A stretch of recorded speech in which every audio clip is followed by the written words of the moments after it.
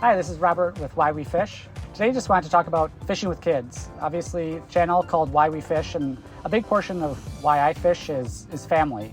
Fishing with my dad, and now especially fishing with my kids. I do a lot of fishing with Isaac, and have started to do more fishing with Ada, and it's just an absolute passion of mine, watching them even catch little fish and how much joy it brings them. So today I just wanted to talk about what do I do to help ensure that when I'm out fishing with the kids, that everyone has a good time.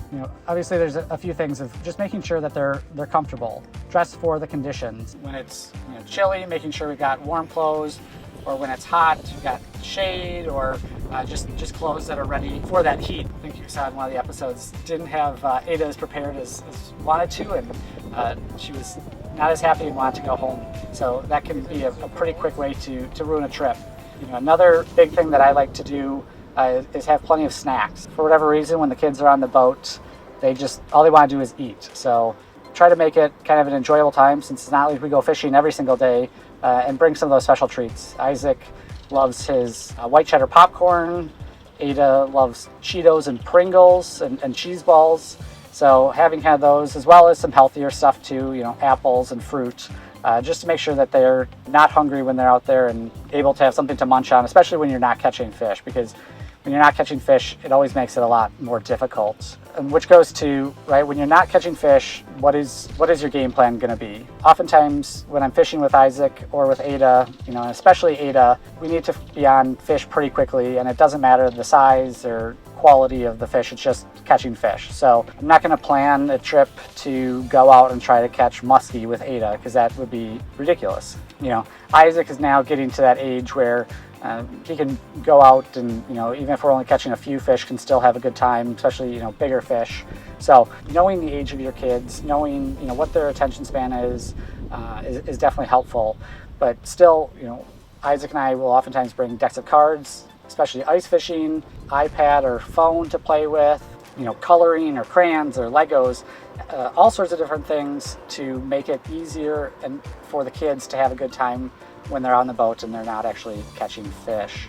Another aspect is the platform you're fishing from. When I'm fishing with Ada, we tend to do more dock fishing because we're close to the house, able to go inside when she gets bored, or the pontoon boat. There's a lot more room to move about, and the pontoon boat, less places and less difficult for her to fall out. But just kind of thinking about what that platform and where and how you're going to be fishing is also really important when you're fishing with kids. Finally, what is the tackle you're going to be fishing with when you're fishing with kids? Bobber and minnows and worms is always a great thing, because kids aren't having to cast and try to deal with kind of a lot more of the things that come with other artificial lures. So I'm a big fan of just using night crawlers or minnows, crappie minnows, or whatever it is for live bait under a bobber or a slip bobber when fishing with the kids. Isaac has gotten now to the point where he's starting to do more casting and enjoying that.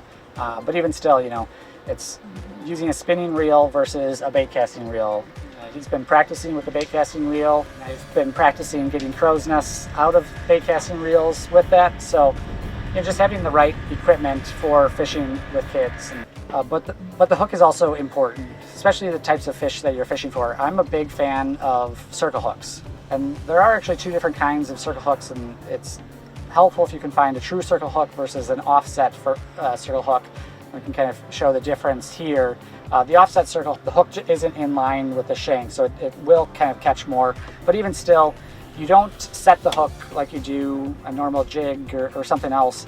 You let the fish kind of take it, and then you just move it to the side. And people that do a lot of ocean fishing obviously are very familiar with this, because it's mandated for I think a lot of different species, marlin, etc. So us freshwater fishermen, they're not quite as common, but it makes it a lot easier.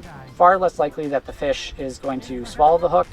And if you've ever tried to get your fingers into a bluegill's mouth, you know how difficult it can be to get those hooks out. So, and with that, oftentimes, especially earlier on with Isaac and now with Ada, is I debarb the hooks. We're not keeping any of these fish, so debarbing the hook just makes it a lot easier to get the hook out of the fish's mouth. So those are really kind of some of my tips, is making sure they're comfortable in terms of clothing and apparel, making sure that they're not getting hungry by bringing lots of snack, making sure you've got the right bait and tackle and setup, and then what are you fishing for? In general, with little kids, more fish is better than big fish. If you can catch more big fish, more power to you. I can't. So I usually target lots of little fish when I'm fishing with my kids.